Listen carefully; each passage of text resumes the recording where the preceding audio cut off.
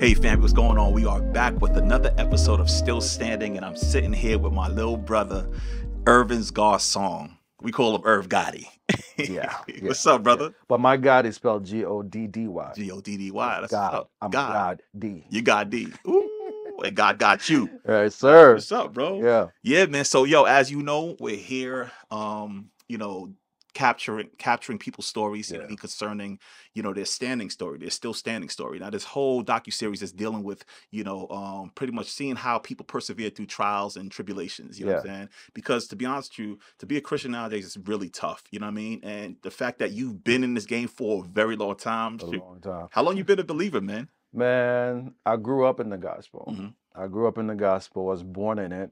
Yeah. Matter of fact, maybe jumping ahead in the story a little bit, because of my family background. You know how it is in Haiti, Lugau. Yeah. So my mom raised me in the gospel because there's a lot of spiritual attack in my family. So I gravitated towards from the very beginning. Wow. I think I was like, it's still vivid in my mind. I could still see it now. I think I was 7 years old Okay. when I went up to do the whole sinner's prayer thing. Wow, 7. 7. Wow. Yeah. I was still living in Okap. I'm visually seeing it right now when I Wow. talk to you because I still remember. It's that Yeah. vivid. But I've been in the faith for a very long time. Been in ministry for a long time too. And so yeah, man, I practically grew up in it. Yeah. Now you talking about this Lugau, Yeah. and you know what I mean, you said it's been a lot of witchcraft in your background. Now let's talk a little bit about that.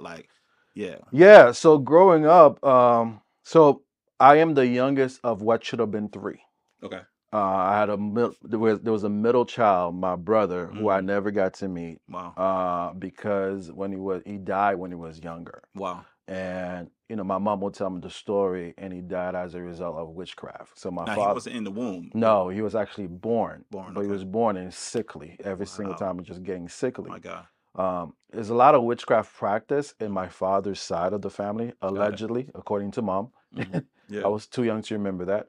So after he died, after a few days of being born, my mom had a dream a couple months later. She didn't even, I think like a year later, she didn't even know she was pregnant with me yet. And then one night she was praying. No. One night she was sleeping. As she was sleeping, she said somebody came to her in a dream, like some old raggedy witch-looking lady came to a dream to tell her, I'm gonna say in Creole, then I translate, say, "Fais vite, fais ça tout, pour me manger tout." Wow. It's like a couple of months after my brother died when I was in the womb. She didn't even know. In other words, the translation is, hurry up, give birth to this one also, so we can also eat him. Eat him too. The eating is like the snatching and killing. So my mom was cursing the lady out in the dream. Every bad word. My mom wasn't always it. So every bad word you could think of, she was telling her in her dream. Wow. And then she went to sleep crying. Okay. And then she said after she went to cry. So your mom wasn't a believer at that time? My mom was not a believer at that time. I think she was like a churchgoer, but not like a full-blown believer. If you know Seka, of course, she goes hard, right? But she wasn't a full-blown believer like she was. So when after she had that dream, she went to sleep crying.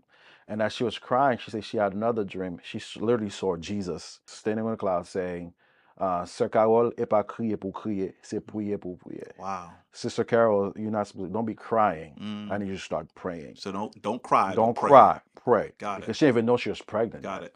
But ever since then, my mom's been a prayer warrior. Yeah. So her prayer warrior life came as a result of my birth, or her pregnancy with me. Yeah. So she'll be on the every single prayer place she will go to is because of me. She wanted to make sure I was good. Wow. But every year I would get sick around the same time. Wow. I would catch some kind of illness. Wow. Right? Every single year.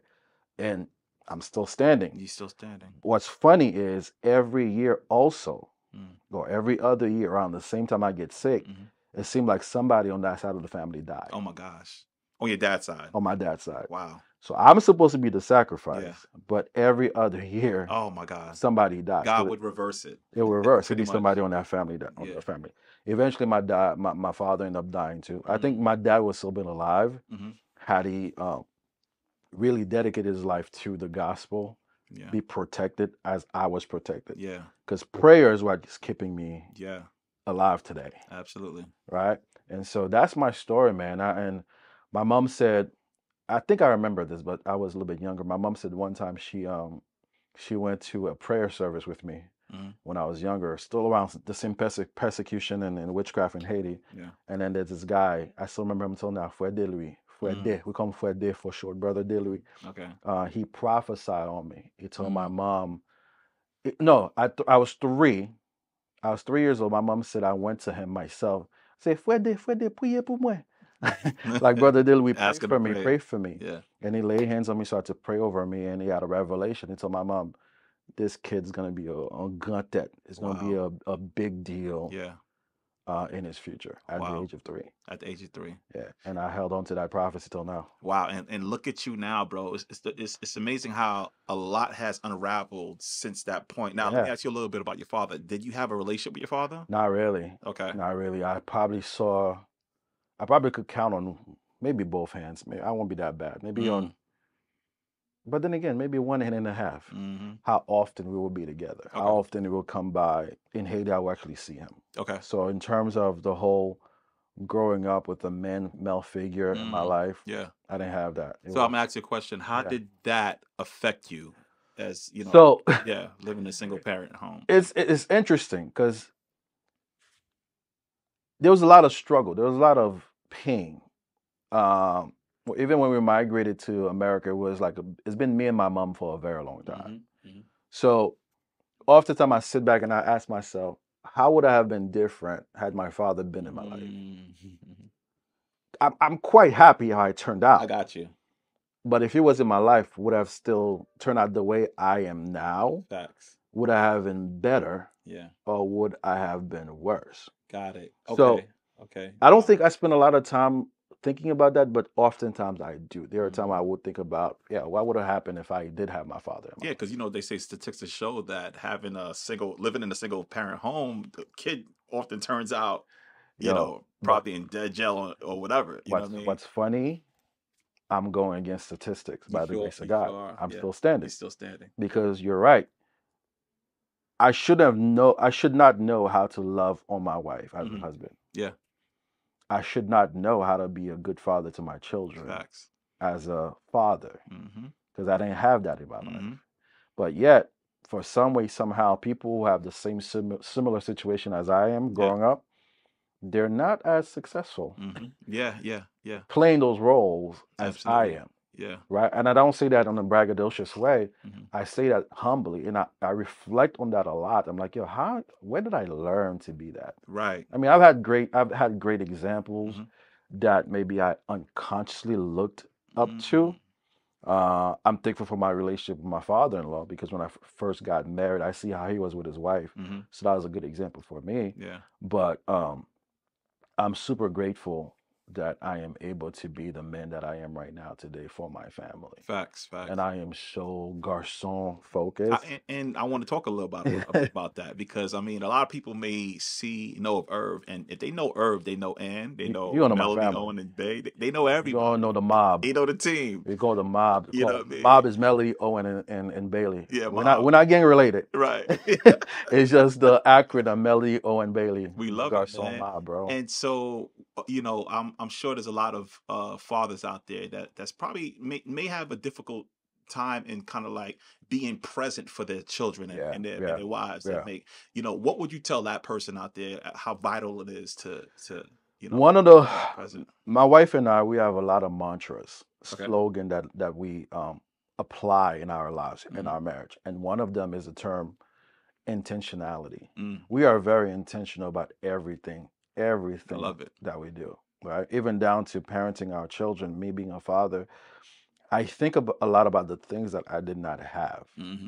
What's crazy about it, a lot of things that I do is subconscious.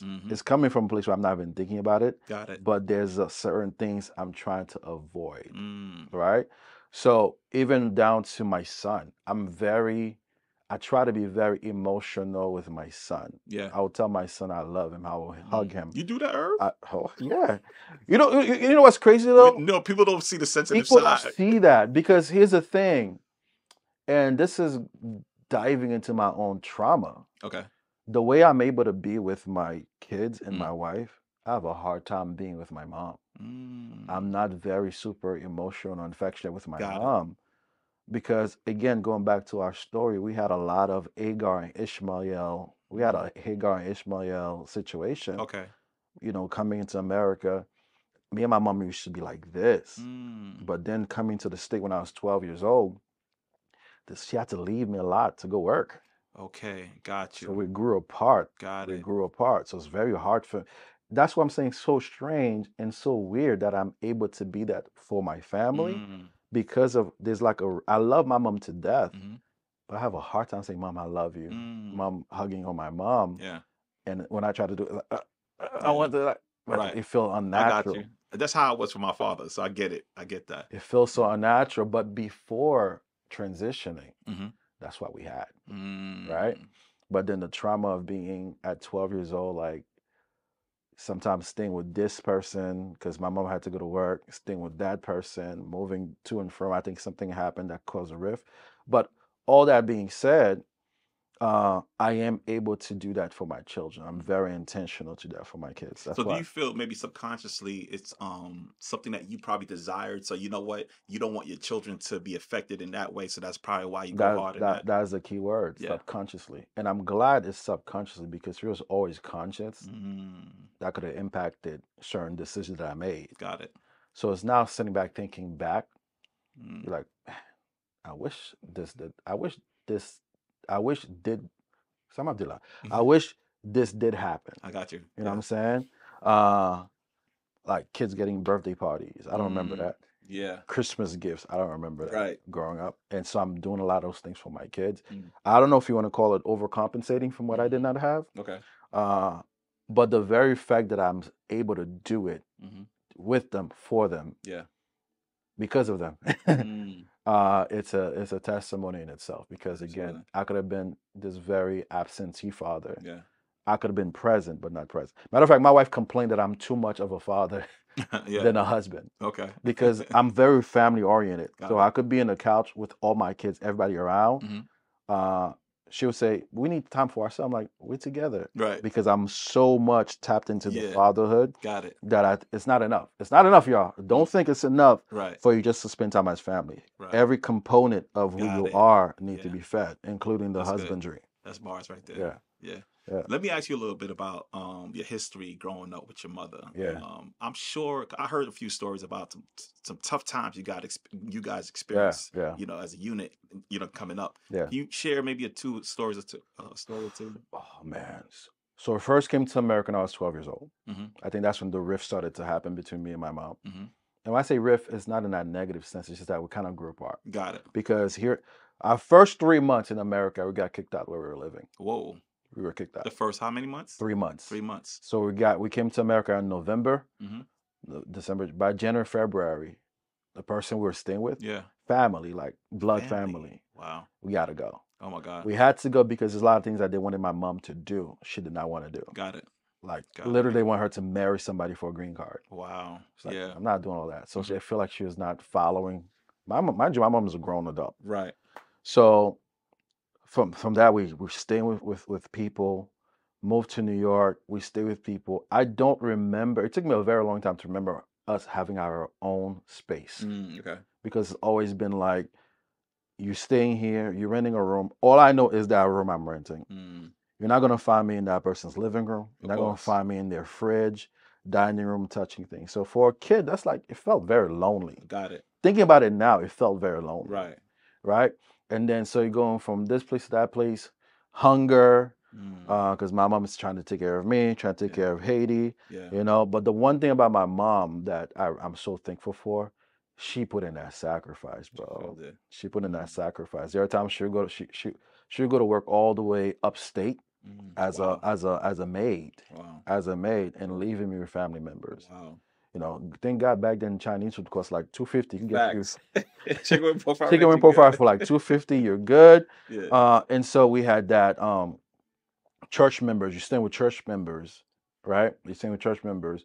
You think the person is the sweetest person in the world, so you get like can I rent a room from you? Mm-hmm. And then you find out their true colors. Got So it. you gotta leave that place to go to the next room. Right. I think my mom said it stung her every time. I think I've never complained about it except for one time. Like, you always making us move. Every time, like, bro, it would be Yeah, because you months. would have to leave a school. You would have to leave things like that. You Bro, have to it move will your be family. months. Like, there's certain times, sometimes we don't last a year in a place. Wow. Because when the person starts changing up, Mm-hmm. my mom want to protect me. Okay. I'm not gonna let you disrespect my child. So Yeah, best I would absolutely. just go to the Yeah. next one because she couldn't afford no apartment, Yeah. right? And so we did a lot of that. My happiest moment is one time we got our first apartment, man. Mm-hmm. Beautiful apartment in Brooklyn, across the street from Prospect Park. Nice location. You could see the park. Nice. You could hear the train in the back too because we were like by the train line. But Right. I love that apartment. Mm. A year later, man, she's like, I can't afford it. Oh man. This is during gentrification time. Okay. So Got it. apartment across from Prospect Park. Yeah. When it's time to renew the lease, so we had to get up again. But Yeah. this time, like, I can't afford things in New York. I gotta move to Florida. Yeah. Man. So that's how you ended up in Florida. That's how I ended up in Florida. Okay. People thought I went to Florida for school. That's what I didn't go to school. I went to Florida because my mom couldn't afford the New York apartment Got anymore. it. She couldn't afford Mm-hmm. to pay what she was paying in New York. The whole, bro, I was dating, and at that time, first year dating. Now I gotta move and do the whole long distance relationship. That's how that went. Yo, Okay. we cry on. My wife she took that bus ride with us to Grand Central or Port Authority. Grand Central. Okay. To get on that Greyhound, bro. Like Wow. the whole way, and my mom felt terrible. Wow. Because she has to get up and move. But that's been the journey, man. It's one thing. We've known suffering. So let me ask you, bro, because how did that affect? I'm gonna do probably like a dual. It's gonna be like a dual question. Yeah. Like, how did that affect your perception of people being disappointed over and over again, and then dealing with church, right? Because I know you've been functioning in ministry, coming back into New York. How did that dynamic work? Because with church hurt and all that stuff, can you really talk a little bit about that? Dealing with people until now, I have a hard time being around people. Okay. Like if I have in my own house now, the list is very short of people who could be at the crib, and I feel good. I'm going to be sitting around everybody else. Got it. Most of the time, if people come over, you'll find me in my room. I'm so serious. I'm like, because I'm so used to not being around people. I used to be in my room growing up when there's a lot of people around. Yeah. So that impacted me. In terms of church, it didn't impact me as much, only because I've always had a servant heart.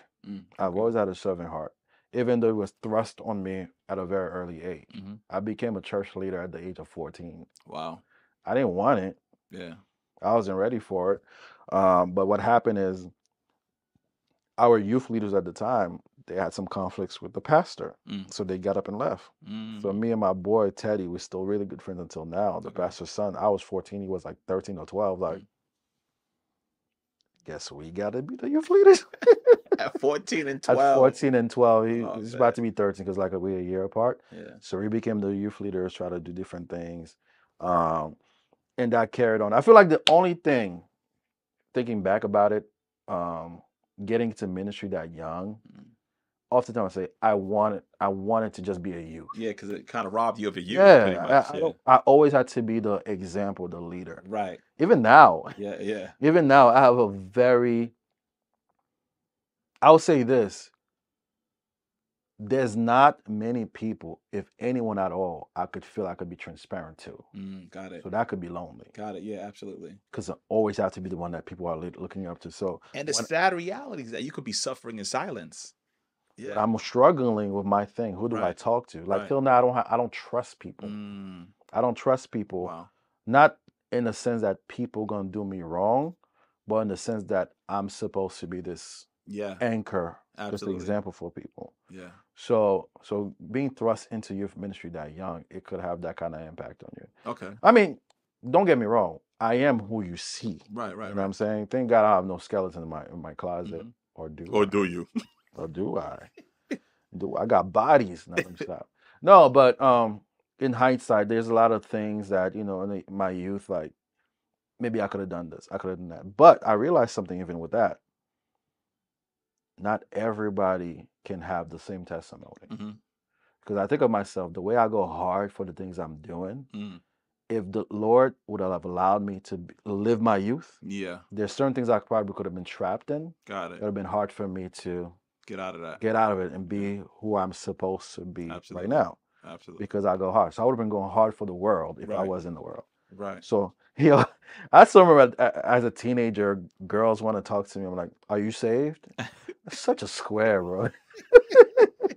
I would ask, are you? I- You better not be saved. A real square, fam. Like, yo, because but I appreciated my spiritually sheltered life I love it. because it's taught me a lot of Mm. what I'm able to give now. I love it. That's Right? good. I have a lot of knowledge Yeah. because of the sheltered space I was Mhm. in, Mhm. because of the being dragged to every single service. Mhm. What I can regurgitate now to people in terms of biblical knowledge, Mhm. I am thankful for it because of the fact that because of my childhood I experiences. love it. You know, the truth, Emmanuel now, he changed his name to Yeah. Emmanuel. He has a song on, I think, I'm not sure if it's his first album, but it says something about, I ain't got no horror story. God kept me in my youth. I give him all the glory. That's my story. Yeah. It's I need to learn that. yeah, That's me. think about it, because some people got I got shot 5 times and God saved That's me. me. But your story is that God kept you. He God kept preserved me. you. Yeah. And that's for a greater purpose. for greater purpose. Absolutely. Because when I think about where I am now, in terms of ministry, in my marriage, and community stance, Yeah. this Irventz Mhm. probably wouldn't been available Mhm. to those who look up to me now. Got it. Got it. Right? So he was preparing me. Sounds so churchy, and you know I'm not that most churchy. He was preparing me for such a time as this, Right. all the way down from the age of 14, Mm. right? Because the things I'm able to do now started from when we had to step up. Yeah. If I did Youth Fest the other day, if all the other youth things that Yeah. I did was because at the age of 14, when we used to have I don't remember what we called it, but every Labor Day we used to have a youth rally thing. Mhm. Bro, we had to do it ourselves at the age of Mhm. 14. Wow. 14 and Wow. 13. Me and my boy, we spearheaded Yeah. what we were doing in our church. Yeah. You know, and expending, I had a desire to expand my horizon. So I got connected with AYA, a youth organization of Okay. youth leaders.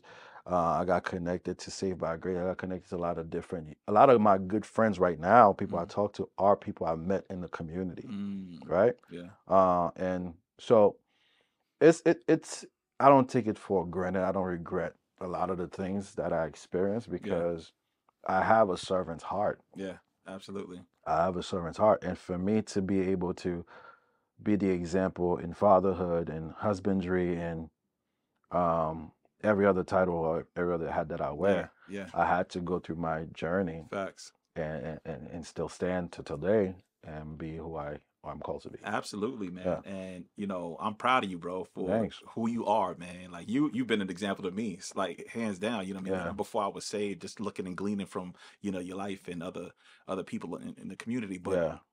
I know it hasn't always been easy, right? I know you face challenges, just like, there may be somebody right now watching you and saying, you know what, I could relate to Irvin's story, but what I'm going through right now is very difficult. I don't know how I'm gonna bounce back. I probably fell short in ministry. I probably, made a mistake or whatever. And I just don't know about this Christian experience. Like, how have you been able to withstand the trials and tribulation that comes along in the faith? It's a drive. I think you have to have a drive to grow and be better, right? Because, for example, I like that. You have to have a what? A drive to grow drive and to be grow. better. Because my story of homelessness, of bouncing around, of not having our own space, pushed me to make sure that I had the education, I had the career, so I was able to buy my own space. Yeah, absolutely. And here's why. By me having my own home, the woman who was bouncing around with me, supporting me, Beautiful. when she was still struggling, I say, hey, Mom, you don't have a house. Yeah. I have a house. Absolutely. So you're gonna come and live with me. That's beautiful. Right? So I was able to give her full circle, a space to live and be that person for my family. A lot of my family members that we left in Haiti, they had to come and live in this house. Yeah. Okay. As they got themselves together. Got it. So purpose behind everything. Yeah. So even though someone might be going through, you have to understand there is purpose behind everything. Funny enough, as I was getting ready for this chat with you,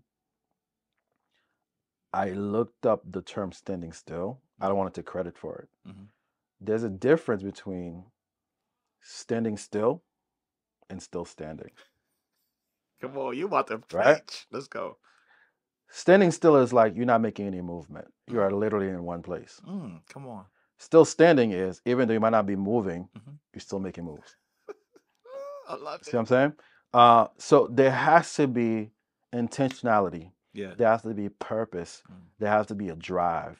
There has to be this kind of like at the end of the tunnel motivation. Come on. Because there is light. Literally, there is light at the end. I've never seen a tunnel that goes dark all the way. Eventually, if you're pushing through to get to that entry point, you're going to find light. And that light is going to be the guiding point on how you're going to get out of it. Oof. Right? So regardless of what you're going through, there is like, of course, don't do it alone. Right? Because sometimes people feel like, that's the one thing I don't want people to misconstrue, this whole standing still and still standing thing. You feel like I have to do it alone. There are resources. There are people around you that could pull you through as well. Right? So it's a matter of finding those resources that the Lord created. It's going to require movement. It's going to require action plan. It's going to require having a goal and a vision and a dream for what it is that you're trying to accomplish. Wow. It starts there. Yeah. It starts there. The Bible talks about writing the vision. Writing it down, making it plain. Like that's even right now something me and my wife, that's the trajectory we are on for 2024. Because we've had a lot of goal and vision that we wanted to accomplish that we've been sitting on for so many years, bro, years. But now we are pushing through to try to make them to accomplish them. Absolutely. And I declare and decree, Shundo, that it will happen, right? So that's what it is. Don't let your current situation define your destination. You know, one thing that God shared with me, man, is that your greatest blessing is often wrapped in pain and unforeseen circumstances. So sometimes we could cry about the situation. We could cry about what didn't occur, the failed relationship, you know, the broken finance or the health issue. But sometimes it's wrapped. But that's God's greatest preservation. He's trying to keep you from something and trying to bring you to something.